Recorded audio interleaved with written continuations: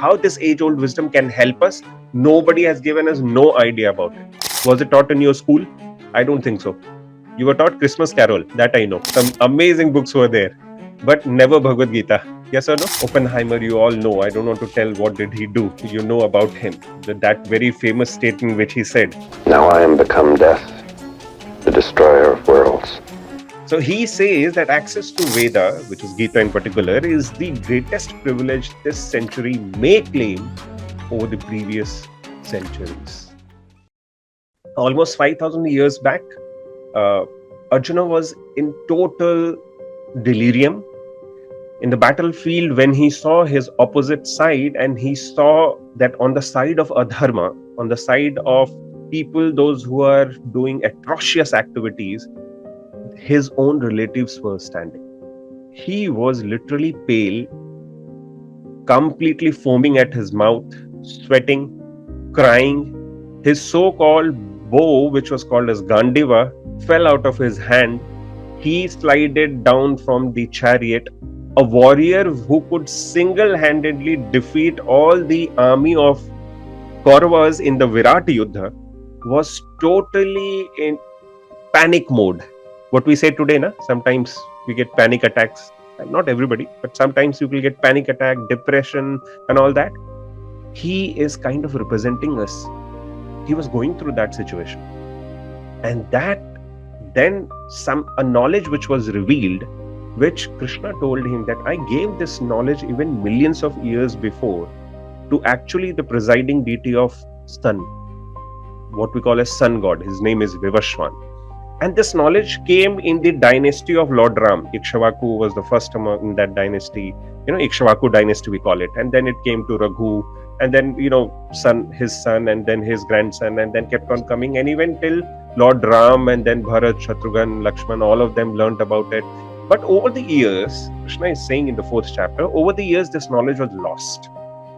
So Arjun, now I have arranged a situation where I can give you this knowledge once again. But to gain that knowledge, there is something which is required. What is that? Let's see. First of all, even before proceeding, I want to tell you, this Gita is something which has propelled lives of not just so-called religious people. I don't know whether they are taking it in a very positive sense or not. If they're doing it, that's voila, that's wonderful.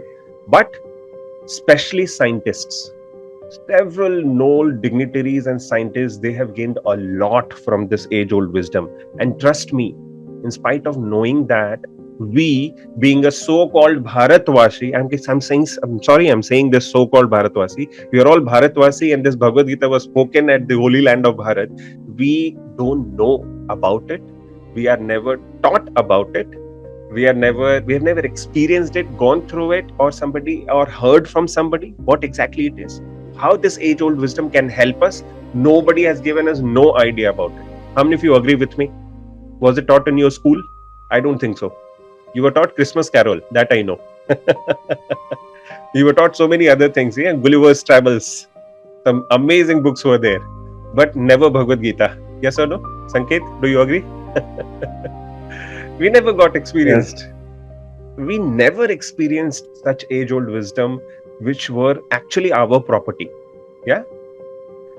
Scientists like these guys, Oppenheimer, you all know. I don't want to tell what did he do. You know about him. That very famous statement which he said, that when he saw the very first atom bomb, the very first explosion, he literally was in a panic mode. And when he saw that, he said that in Bhagavad Gita, Krishna says, I am time, the destroyer of world.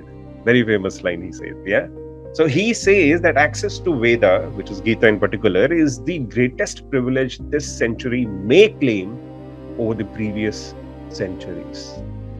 Similarly, Mahatma Gandhi, he said, when doubts haunt me, when disappointments stare in the face, and I see not any ray of hope on the horizon, I turn to Bhagavad Gita and find a verse to comfort me. Those who meditate on the Gita will derive fresh joy and new meaning from it every day. You will not believe. It is not just a so-called novel or a fictional book. Correct? Not Batman and Spider-Man's. It is a book which every time you go through, you get a deeper, newer, scintillating, reviving, rekindling wisdom every time you go through it, even though you repeat it time and again, time and again. Our foreign minister, Jaishankar, is saying this sacred scripture transcends sectarian boundaries. We are not talking about Hinduism here, by the way. This sacred scripture transcends sectarian boundaries. It is a universal guide to righteous living, to inner strength, and to spiritual clarity. Its teachings continue to illuminate minds across generations and geographies, not just in India, by the way, geographies also, offering guidance and imparting wisdom in a changing world.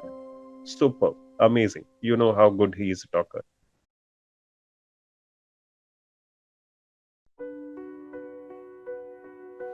Dreams like whispers in the dark sky. Each child a star that wants to fly. 1,000 paths, 1,000,000 fears. We guide them through the stormy years. Through every doubt, every fall, we hear the call, we hear it all.